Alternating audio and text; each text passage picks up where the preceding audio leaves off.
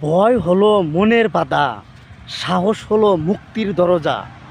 ভয়কে জয় করা মানে নিজের সীমাকে ভাঙা। ভয় যত বড়ই হোক, সাহস নিয়ে এগিয়ে যাও। ভয় না বলেই শুরু হয় আত্মবিশ্বাসের যাত্রা। ভয়কে তুচ্ছ করলে জীবন হয় নির্ভর।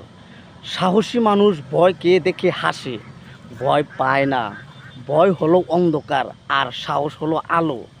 ভয়কে জয় করতে চাইলে কাজ শুরু করো। ভয় দূর হয় জ্ঞান আর আত্মবিশ্বাসে। ভয়কে পিছনে রেখে এগিয়ে যাওয়াই জীবনের সাফল্য। ভয় মানে নিজেকে ছোট ভাবা, সাহস মানে বড় হওয়া। ভয়কে জয় করলে পৃথিবী হয় তোমার। ভয়কে মুখোমুখি হও, পিছনে ফিরিও না।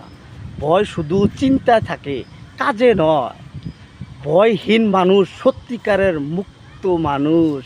যদি ভালো লাগে একটা শেয়ার।